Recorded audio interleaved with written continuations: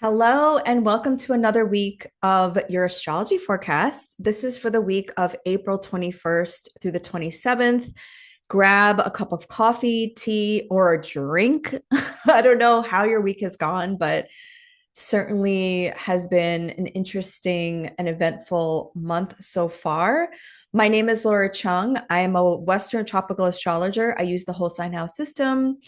And just as a disclaimer, as always, I am biased and I am political. I find it interesting that more astrologers aren't political because this is such an important time to be alive in history. And it's important for us to understand our place within the collective, our role in the collective, and how we can use our gifts and talents to show up and do our role and to be the change that we are seeking. I think all of us, especially those of us in the global majority, feel the weight of our ancestors on our backs. And we can no longer deny that we are here to create change. And we are the dreamers, the healers, artists, musicians, writers that we have been asking for. It's within us. So I think this is an incredible time to learn astrology and also utilize astrology to understand timing, history, and cycles so that we can break the pattern and understand where we are in the different cycles of our life. And that's how I use astrology. And actually, back in ancient times, astrologers worked hand in hand with the military and also with the king to plan. I know it was used for nefarious reasons sometimes, it was used for imperialism and when to plan wars, when was the right time for certain military actions, like invasions and stuff like that. But I do believe now reclaiming the power back to the regular folks using astrology to use it for our collective liberation, revolution, whatever that means to you. Revolution to me just means change. Liberation means that all people, all sentient beings on earth are free. So, with that being said, there was so much that happened last week. And as I mentioned in the astrology forecast of last week, I mentioned on the Mercury Neptune conjunction, there were just going to be a lot of news stories and to look out for it. And I'm not going to go over the news stories in this forecast because there's actually a lot of transits that are happening this week. But we do go over the news stories, the significant ones that happened in the month of April in the monthly forecast that I do with Stephanie Campos. So look out for that. And I did have actually a couple of announcements, which I am really excited about. So I just started a new project with a fellow diasporic Korean woman named Leah Kim, and we started a podcast project video series called Cha.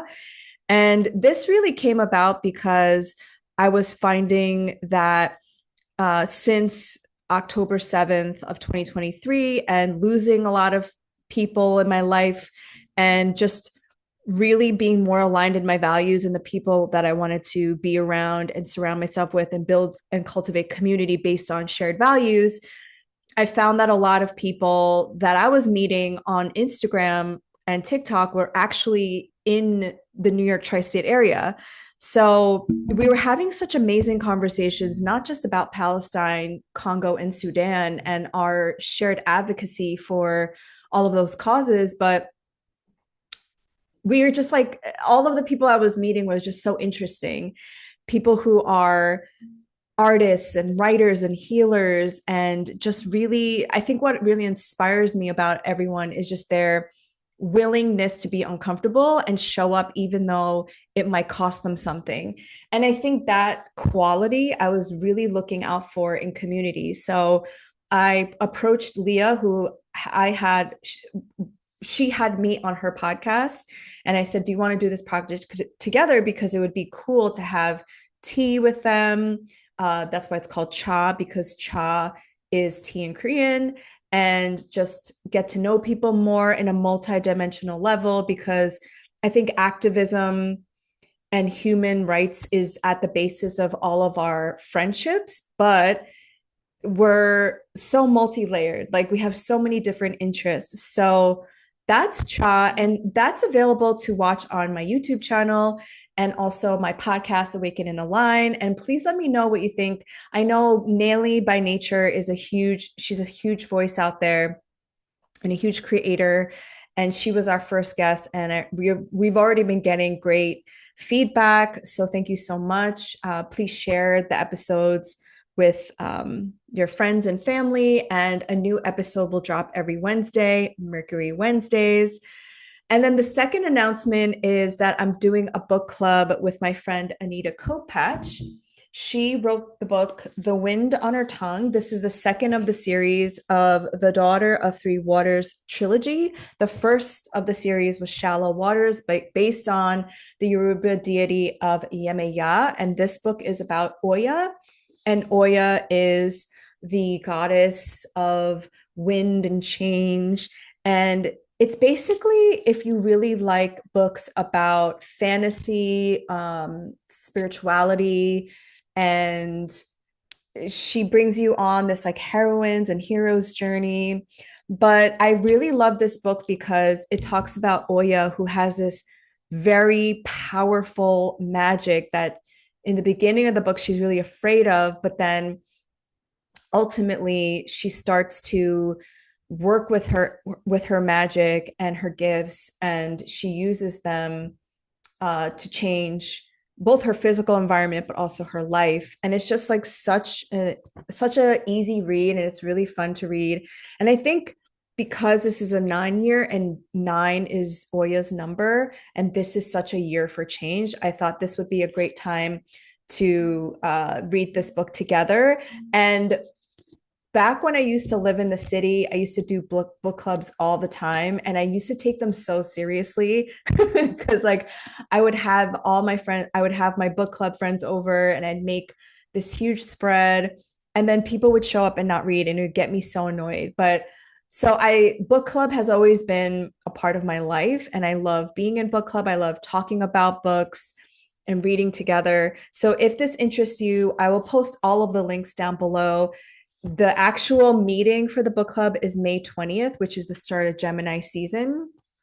And Gemini season is the season of the storyteller, and Anita is a Gemini. So we have about a month to read. I read this book in 2 days.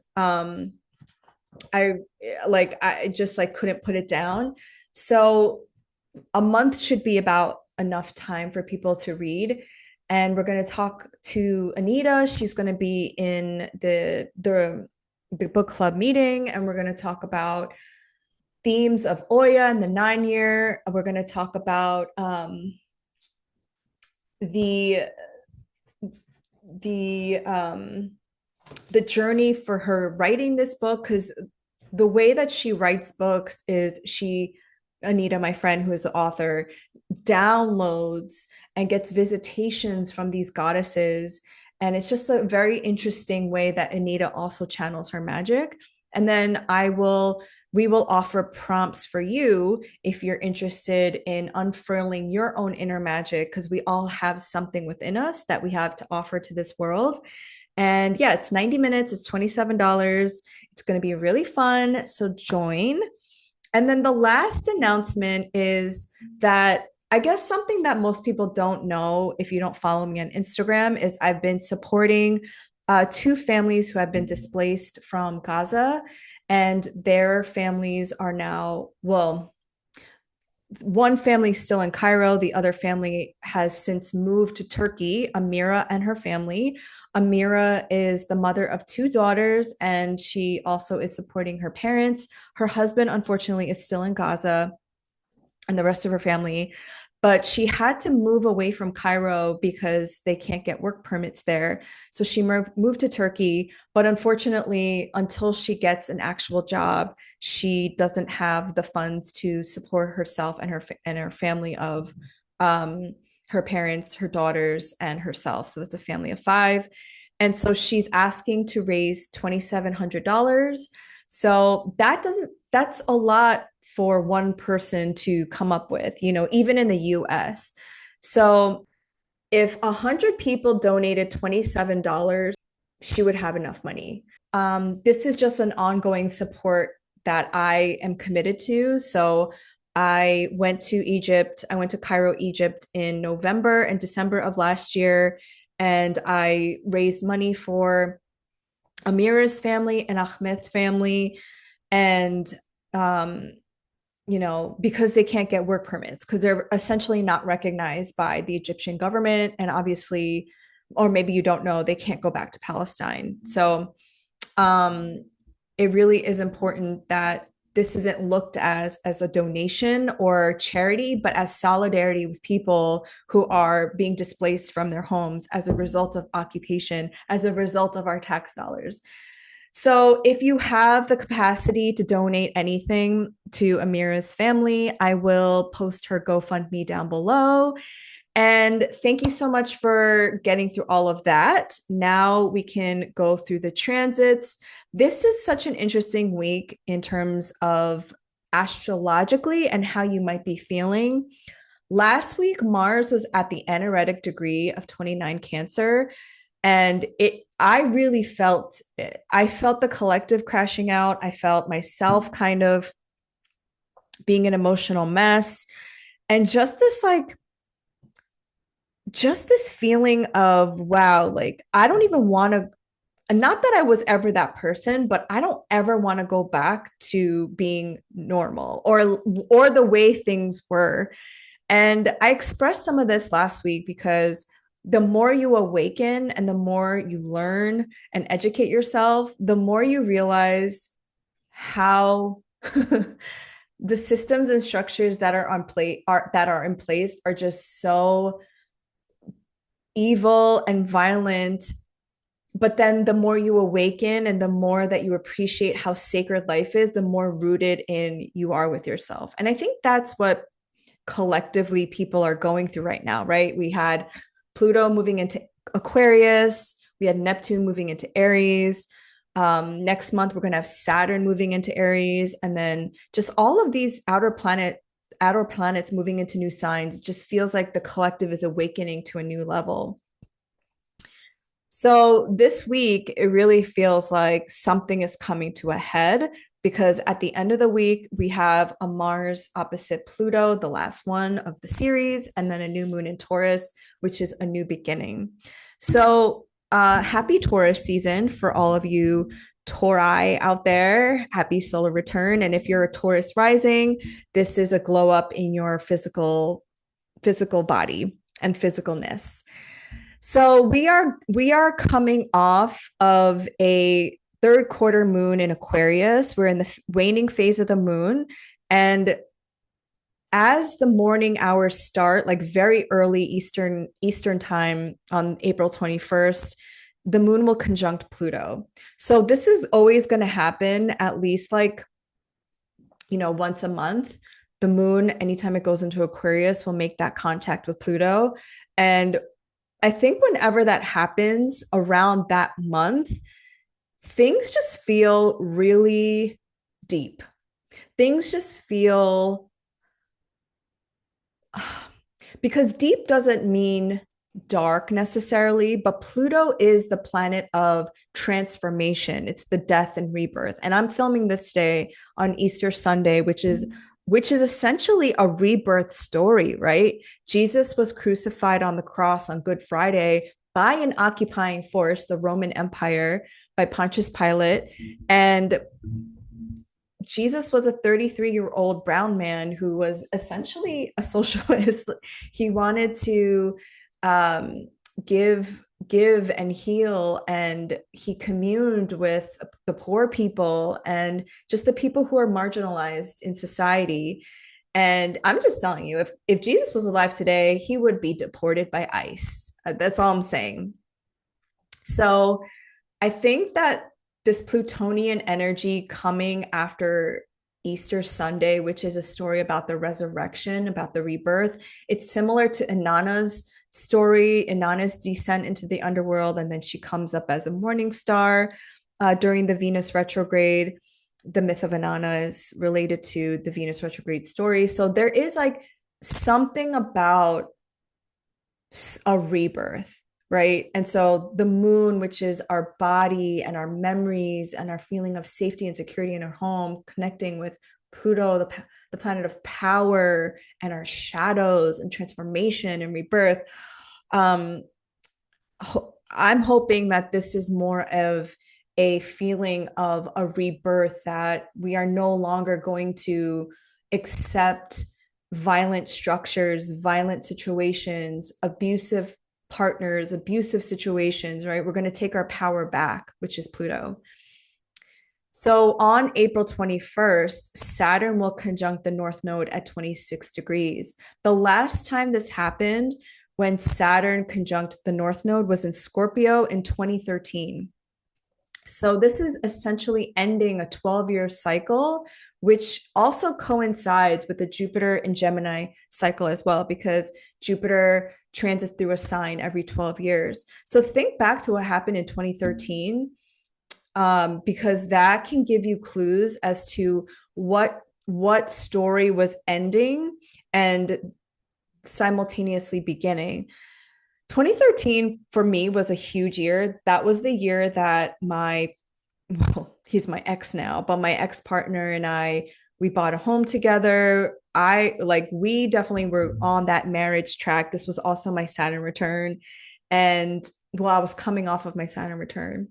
And that was also the same year we broke up. And that was the 2014 year started a new cycle for me, where that was the first time I lived by myself. That was the first time I had a lease on an apartment by myself. That was the first time. It was just like a lot of firsts after that massive ending of a huge chapter of my life, Saturn, right? Saturn is about adulting, maturation, and taking responsibility for your life. The North Node is a fated point, it's destiny, it's where we're moving towards. Pisces is the sign of course, spirituality, of blurring boundaries, of disillusion, of feeling one and connected to sentient beings all around. So Saturn conjunct North Node, depending on where your Saturn whole sign house is, can just be this new commitment to whatever that area of your life is, right? So let's say you're a Sagittarius rising and Pisces is your fourth whole sign house. And so Saturn rules your second and third houses, the second house of finances and resources, and the third house of neighborhoods, siblings, and communication. But Saturn transiting your fourth is maybe you're committed to buying a new home or a family home, or you're moving away from home, or you're creating more distance and boundaries from you and your your family of origin, or you're recommitting to your family of origin. And the North Node is this destined point that this is just the time to do it. It is just the timing. That's just for an example. If you're a Pisces rising, right, this is your first house. This is Saturn going through your first house. It's like more commitment to self, more commitment to your purpose. And the North Node is really getting you to focus on self and your body and your physicality. So, yeah, I think, a lot of astrologers don't necessarily use the North, and I haven't really been using the North Node in terms of transits, but I do think this is significant just because of the just where we are in this moment. I don't know, I just feel like we've just been through so much collectively.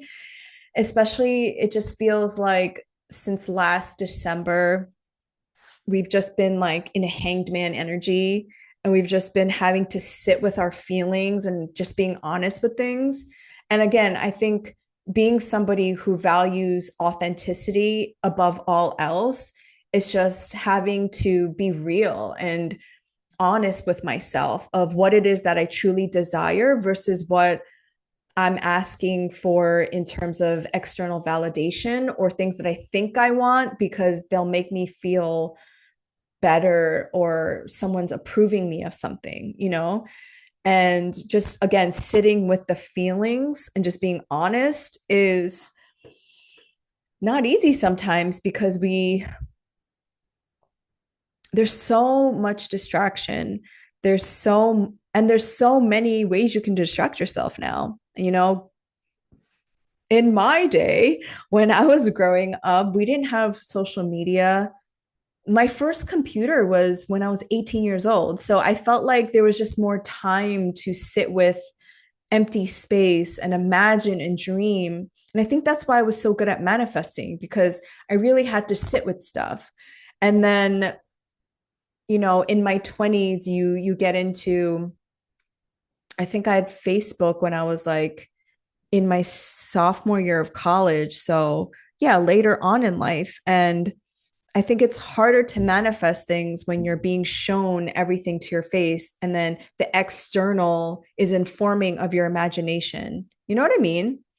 So I think this is a good time to also take a step back from social media. I mean, I need to take my own advice and to really try to imagine and dream and visualize what it is that you're co-creating in this reality. And we'll talk more about Neptune, of course. April 23rd, the sun in Taurus, which again, we're in Taurus season, which I'm like, as an Aries, womp womp, will square Pluto in Aquarius at 3 degrees. So sun square Plutos are, they could be an incredibly creative day. It could be a day where you take action on something. But this is a contentious transit because squares are like 90-degree angles where you're coming up to a stop sign and one person wants to go forward, the other person also wants to go forward, and you're at a little square. And so the sun in Taurus wants to grow things at a steady pace, wants to take its time. Taurus is literally the slowest zodiac sign. And Taurus is also ruled by Venus. So it wants to stop and smell the roses and drink honey and, and do all these like lavish, sensual things. Unless you're an early degree Taurus, which might have Aries placements, but then square to Pluto in Aquarius. Pluto in Aquarius is about collective power. And, yes, it's the plutocracy. So those two things are coming at a square. The sun is like our creativity and our vibrancy and our life force energy. Again, Pluto is the planet of the underworld. So something might come up to the surface. Two things may be at odds with each other. You want to look at your Taurus and Aquarius houses. This will definitely affect fixed sign placements. The fixed signs are Taurus, Aquarius, Scorpio, and Leo. And if you have these placements in and around 0 to 6 degrees, I usually do a 3-degree orb, a very tight orb. But yeah, if you have placements around these signs, you might be feeling this the most. So on April 24th, Venus in Pisces will conjunct the North Node in Pisces at 26 degrees. Let me just take a sip of this.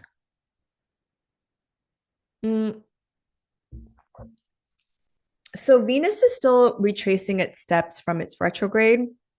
So you might want to go back to April 1st when the same conjunction happened at 27 degrees, Venus's exaltation degree when Venus was retrograde, to give you any hints of if you had any downloads at this time.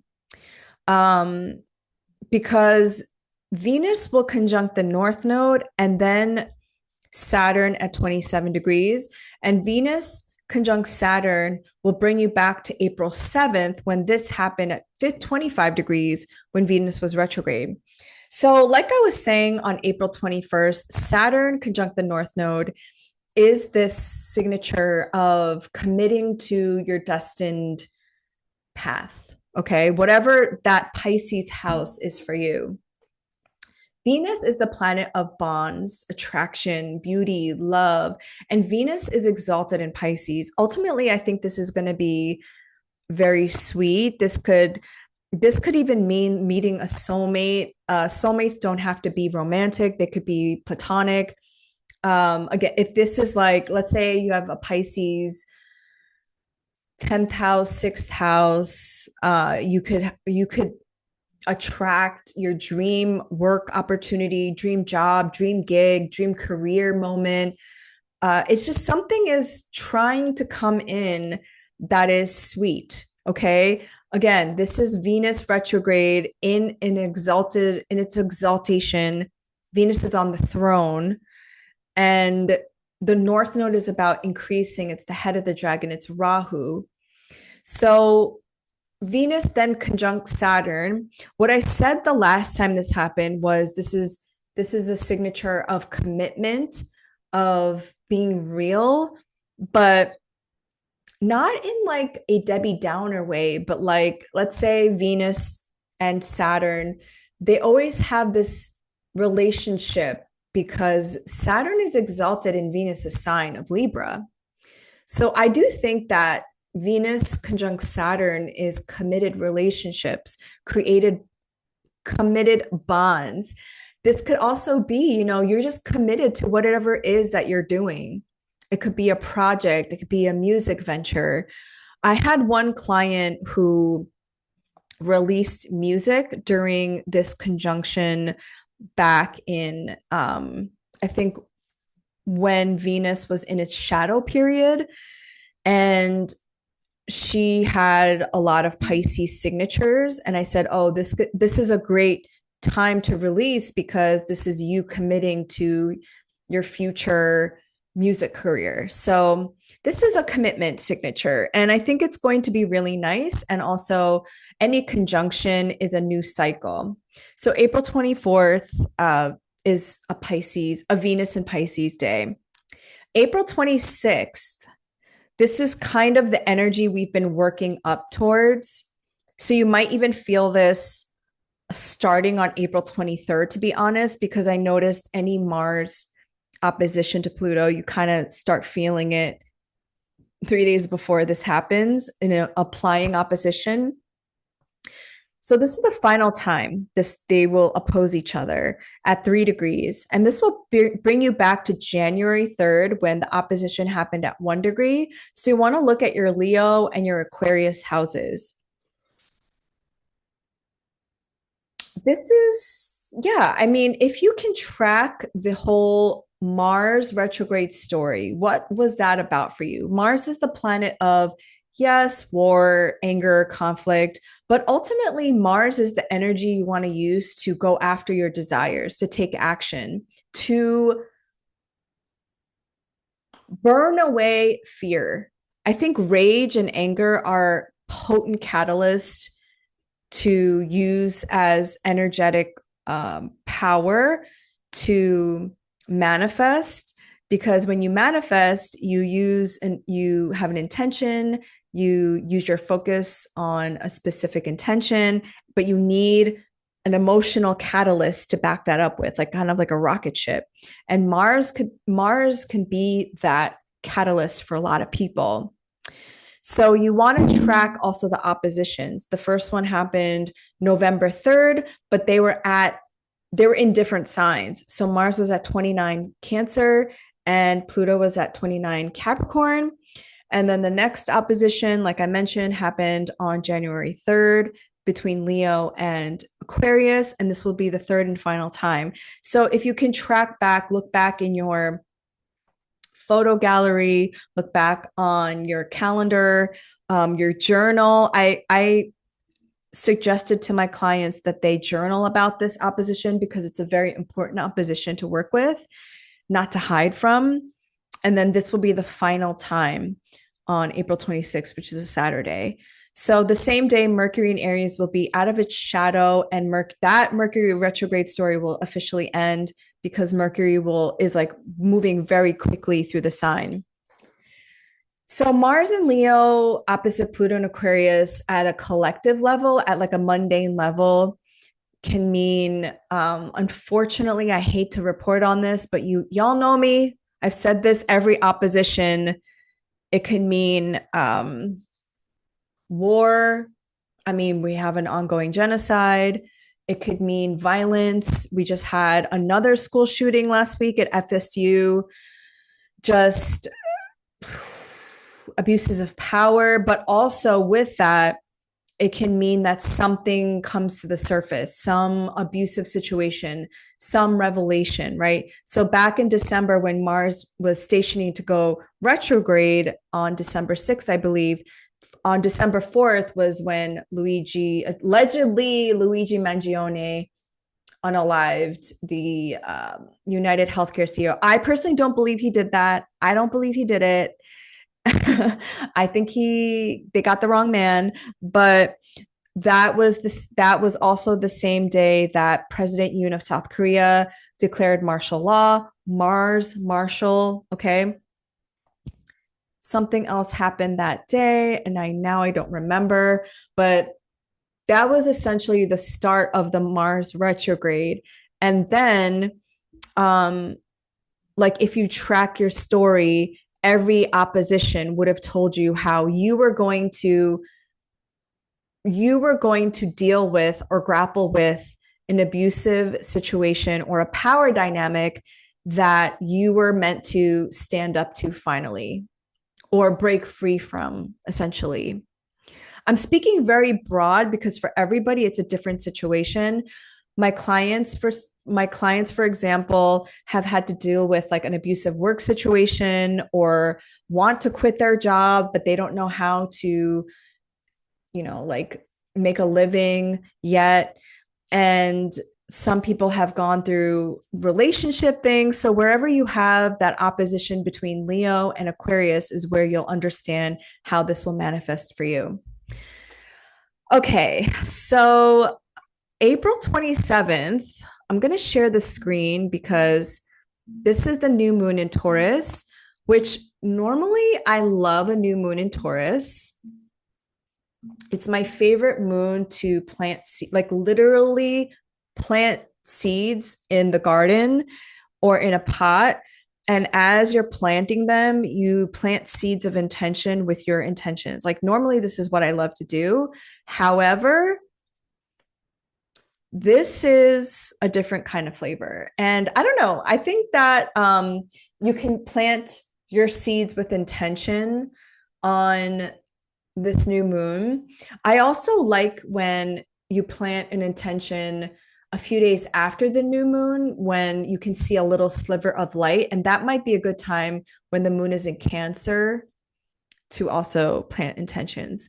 So the reason why this is such an interesting new moon is here we have the new moon at 7 degrees of Taurus. So this happens on April 27th at 3:31 p.m. Eastern time. And the chart, I mean, not the chart rule, the new moon ruler is this Venus and in Pisces. So it's beautiful. It's an exalted Venus. It just came off of this conjunction to Saturn.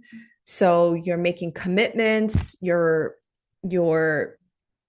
serious about something, serious about growing something. However, this is coming a day after the opposition between Mars and Pluto. Now, the good news is it's a separating opposition. So Mars is separating from Pluto. Mars is the faster planet. So I would say there's something about this new moon that it's like you're not satisfied with something because this is the first decan of Taurus, which is symbolized by the five of Pentacles in tarot. And in the Five of Pentacles, let me see if I can find this card. The Five of Pentacles is this feeling of being left out in the cold, this feeling of scarcity. Oh, I found it. So here we have two figures. One of them is disabled. One of them is just like looks really cold. It looks like snow. The Five Pentacles are in the church window. And this card talks about, this is a Mercury in Taurus card. So it talks about that there is shelter. Like if you just ask for help, you can go into the church. I don't know if churches are really like that, but this card speaks about feeling a sense of like insecurity, feeling left out in the cold, feeling wounded in some way. But fives in numerology are about change. So there is something about this new moon where after all of the things that we've been through collectively, and it's only been April, right? So we've been through, gosh, just in Trump's presidency alone, like a lot has gone down in a short amount of time. A lot of intentional chaos energy to disrupt our nervous system, to make us afraid. That's like very intentional. He's a chaos agent, he's a Gemini. And so at this new moon in this economy, y'all might be feeling a little like, what's the point? You might be feeling a little disappointed. Maybe the things that you had intended for, you were like, new year, new me. And then at the Aries equinox, you were like, new me, but it was like we were under all those retrogrades. We were in the energy of last year. So there is this feeling of what like has God left me unread? That is a quote from Nelly by Nature, by the way. She says that, and I love that. But also, there is a little bit of hope here because of that exalted Venus in Pisces. And I just want to read you the Sabian symbol for this new moon because it really does exemplify everything that I'm trying to articulate here. Hold on. So the Sabian symbol, where is it? Okay, here we go. The Sabian symbol so in Sabian symbols, you always go a degree up. So this is a 7-degree Taurus new moon. You look at 8 for this new moon. So the Sabian symbol is a sleigh without snow. Like, how synchronistic. Alignment with the future, the importance and value of anticipating what inevitable changes are coming, making something out of nothing with creative optimism, following a major setback and significant process of letting go. We must look forward to the future with optimism and imagination. What we have managed to learn and earn become the building blocks and resources of a future as yet to be created out of our thoughts. So Dane Rudyard also, let's see. No, Dane Rudyard created that Sabian symbol, or he downloaded that image of a sleigh on land. And I'm reading from James Burgess's Sabian symbol write-up, and he says, a creative optimist will make something out of nothing. Although a sleigh is usually associated with snow, there could be many other uses for it that are not contingent upon a very specific set of natural phenomenon. With the right imaginative attitude of mind, we will find sustainment in nature for all our needs to be met. Since nature's key feature is prodigality, every need we have can be satisfied by the resources we find available. If we expect to find abundance, then we will find it in life at every turn. It is a question of aligning ourselves elegantly with what is. Only then will we be able to resonate with the full potential inherent in any set of circumstances. Our expectation itself is a creative force that attracts satisfaction. Surely this is how we cope with everyday living. We rise to deal with whatever comes up, with whatever we can find close at hand. To do so often requires that we change our perception from pessimism to optimism. So I think this is what we're all feeling, to be honest. Like, I have to be honest. Pisces season was difficult for me. Okay. Like, I was like at the high and then the low, and then the high and then the low. And sometimes I was like, why did I have to wake up? Because now I'm privy to all of this stuff, And sometimes I'm just like, gosh, the injustice of it all, it just would make me so sad. And I think we're all feeling this in some aspect of our life, right? That we prayed for things, we do what we are supposed to do. We do the right thing, but it just seems like bad people are getting away with murder, literally. And I think again, this is something that all of this spirituality and faith is needed. And that's why the North Node is in Pisces right now. And all this Pisces action is to remember that there are forces in the unseen. We don't understand how karma works or the timing of karma or when people get justice or not, but really is about trusting that better days are our best days are yet to come. They're not behind us. And as a millennial, as an elder millennial, I was like, damn, it was so nice to like be alive during the early 2000s, living in New York City, getting my finance paychecks and not knowing any of this stuff like colonization or genocide or occupation. But I wasn't living a fulfilled life. Like I really didn't know what life was all about. I didn't understand the sacredness of life until I started waking up. And with that comes a cost. And I think that cost is what we're all feeling right now, just the heaviness of the sacredness of life and how easy it's taken away by people who are just greedy and evil. And so I just urge you to, on this new moon in Taurus, to use that separating opposition between Pluto and Aquarius to say enough is enough. The only way we're going to liberate ourselves is if all of us regular people, open-hearted people who have aligned values come together, bringing our gifts to the forefront and sharing and not being afraid to speak up, not being afraid to take up space and show the world that we're not afraid to band together, essentially. Because if you look around and you really pay attention, because that's ultimately what part of manifestation is, what you focus on expands. It's the reticular activating system. I read about that all in my book.